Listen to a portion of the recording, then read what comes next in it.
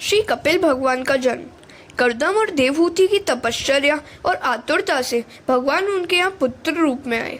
योगी जन योग से ब्रह्मा के दर्शन कर सकते हैं, किंतु संसारी लोग शुद्ध भक्ति से भगवान को पुत्र रूप में प्राप्त कर सकते हैं और भगवान का लालन पालन कर सकते हैं।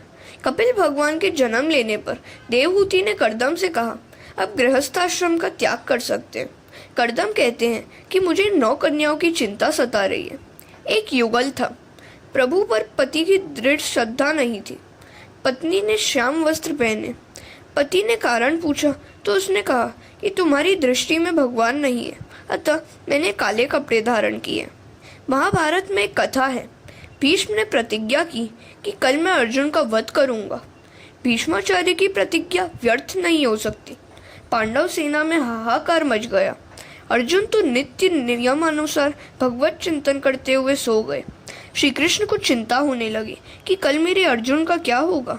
वे अर्जुन से मिलने आए। अर्जुन तो सोए हुए थे। श्री कृष्ण ने उन्हें जगाकर पूछा कि तुम सो कैसे रहे हो? तुम्हें आज नींद कैसे आ रही है? तो अर्जुन ने कहा कि मेरे लिए जब आप स्वयं जागरण कर रहे हैं तो मुझे क्या चिंता हो सकती है।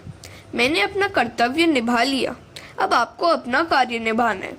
मनुष्य का कर्तव्य है अनन्य शरणागति। वह सदा यही सोचे कि मेरे मरने से श्री कृष्ण की ही अपकीर्ति होगी। कर्दम कहते हैं, मुझे 9 कन्याओं की चिंता है। तो ब्रह्मा ने कहा, तुम क्यों चिंता करते हो? तुम्हारे घर तो स्वयं भगवान पधारे हैं। तुम चिंता करने के बदले प्रभु का चिंतन करो। वल्लभाचार्य जी ने कहा है कि चिंता कदापि न कार्या। सेवा स्मरण करते हुए जो वैष्णव तन्मय होता है, उनकी चिंता ठाकुर जी करते हैं। ब्रह्मा 9 ऋषियों को अपने साथ लाए थे। सभी ऋषियों को एक एक कन्या दे डाली। अत्रि को अनसूया, वशिष्ठ को अरुंधति आदि। कर्दम ऋषि ने सोचा कि अब अपने सिर से सारा भार उतर गया है। वे कपिल के पास आए और कहने लगे कि मुझे संन्यास लेना है। काम्यानाम कर्मणाम न्यासम संन्यासम कवियो विदुः। केवल ईश्वर के लिए जो जिए वही सन्यासी है। कपिल ने कहा कि आपकी इच्छा योग्य ही है। संन्यास लेने के बाद आप किसी प्रकार की चिंता न करें। आप अपना जीवन ईश्वर को अर्पित कर दें। मुक्ति 2 प्रकार की है। कैवल्य मुक्ति, इसमें जीव ईश्वर में लीन होता है और दोनों एक बन जाते हैं। भागवती मुक्ति, इसमें भी ईश्वर से जीव प्रेम से एक तो होता है, किंतु थोड़ा सा द्वैत रखकर नित्य लीला नित्य सेवा में मग्न रहता है। कर्दम ऋषि ने संन्यास ग्रहण कर लिया।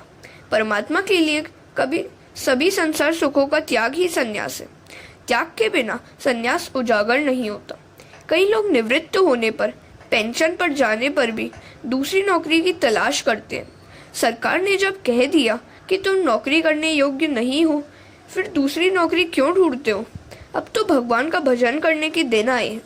संन्यास की विधि देखने से भी वैराग्य होता है। संन्यास की क्रिया में विरजा होम करना पड़ता है।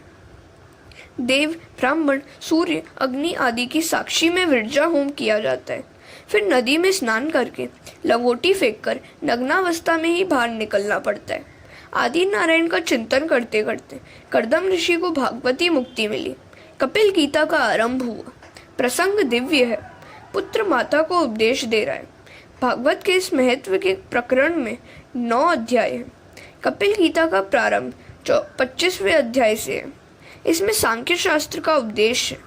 3 अध्यायों में पहले वेदांत का ज्ञान आता है और अंत में भक्ति वर्णन किया गया है। फिर उसके बाद संसार चक्र का वर्णन है। हरे कृष्णा।